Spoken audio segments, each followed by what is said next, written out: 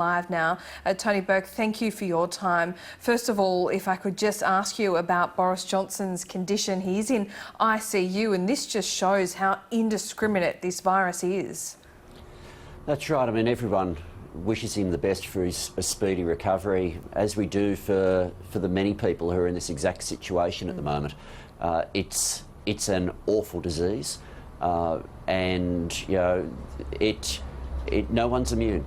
No one's immune on this, and that should be, I guess, driven home with these sorts of examples for everyone now, but hopefully he does have a speedy recovery. Yes, absolutely, and I'm sure that is shared by everyone across Australia today, indeed in the United Kingdom. Now let's get to the politics of the day and what will be passed through Parliament in terms of this mammoth economic package. Has Labor been cut out of negotiations with the government? It seems that Christian Porter is just preferring to go straight to the ACTU. Look, it's not unreasonable at all for a government to be negotiating with different stakeholders before they reach a position that they want to put forward. Normally, the thing that is disturbing is that for this government, it's unusual for them to be conducting negotiations like this. We've sort of got used to a fact where they'll negotiate with business representatives and not with workers' representatives before they arrive at a position. This time they're doing both, and that's a good thing. The thing that is concerning is we're now the day before the legislation has to go to Parliament, and the government still doesn't have a set of words that they have landed on. Now, hopefully they come to that soon, and once they've landed on something, then we'll be able to have a look at it ourselves.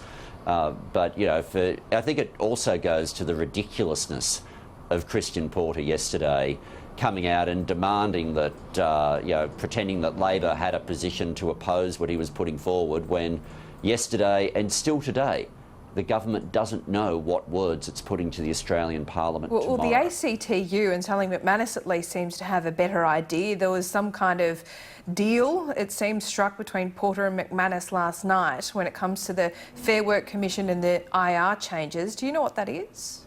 Look, effectively there's an attempt there to land a middle ground. So the government's been saying they want to do everything through legislation. Both Labor and the union movement have been saying that the Industrial Commission gives a level of flexibility that is important at a time like this. The words that we expect to come back today find a bit of a middle ground where there's a change in the legislation, but there is a role provided for the Fair Work Commission.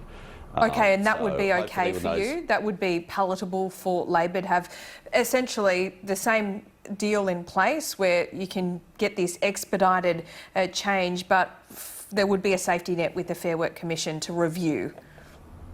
That's where it looks like. Everything's subject to seeing the final words, but I expect that we're finding a way through on this at the moment. It doesn't seem like there's any deal, though, for casuals.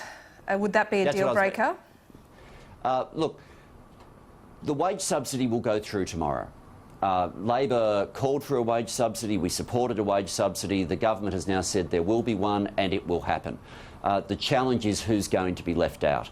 And we're not going to let the perfect be the enemy of the good, but we are arguing that people shouldn't be left behind. I mean, take the analogy, a rather tortured analogy that Christian Porter put yesterday, where he said this is the Dunkirk moment.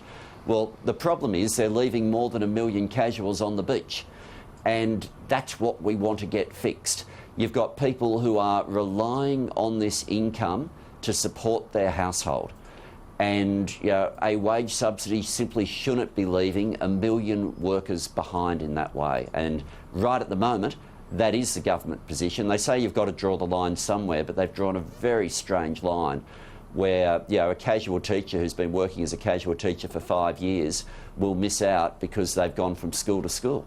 Someone in construction working as a labourer, as a casual, has been doing it for 3 years will miss out because they've gone from site to site. At a clothing store, the person who's been working 5 days a week to support a family will miss out, and the kid who comes in for pocket money on the weekend doing a 3-hour shift once a week will suddenly see their income go from $70-something to $750 a week. This is a strange line to have drawn, and it can be fixed. Tony Burke, we are going to have to leave it there. Daniel Andrews, the Victorian Premier